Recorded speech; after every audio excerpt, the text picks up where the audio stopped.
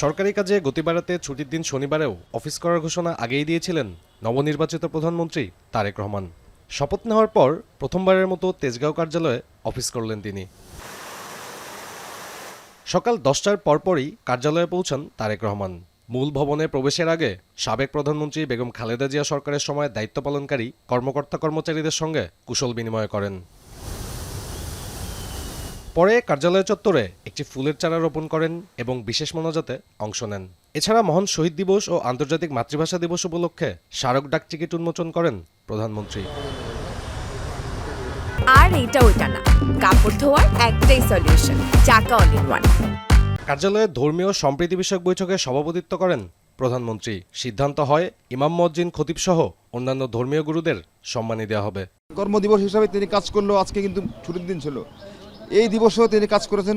এই নির্বাচনের আগে বাংলাদেশের জনগণের জন্য উনি কি কাজ করবেন, দলের কি ম্যানিফেস্টো, বাংলাদেশের মানুষের জীবন মান উন্নয়নে ওনার কী কর্মসূচি, এই কর্মসূচি কীভাবে বাস্তবায়ন করা যায়, এই বিষয়গুলো নিয়ে উনি সারাক্ষণ কথা বলেছেন। নির্বাচনের বিভিন্ন প্রতিশ্রুতি কিভাবে বাস্তবায়ন করা যায় তা নিয়ে মন্ত্রণালয়ের কর্মকর্তাদের সঙ্গে আলোচনা করেন প্রধানমন্ত্রী।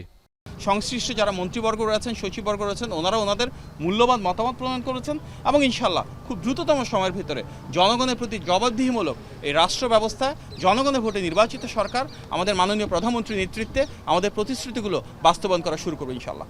এদিন প্রধানমন্ত্রীর সভাপতিত্বে শিক্ষা ব্যবস্থা ও কর্মসংস্থান বিষয়ক আরেকটি বৈঠক হয়। বৈঠকে শিক্ষাকে আনন্দমুখর ও কর্মমুখী করে গড়ে তোলার নির্দেশ দেন প্রধানমন্ত্রী। এছাড়া এদিন তেজগাঁও কার্যালয়ে গিয়ে প্রধানমন্ত্রীর সঙ্গে সাক্ষাৎ করেন বিমান বাহিনী ও নৌবাহিনী প্রধান। সাব্বির রোজ, এখন, ঢাকা।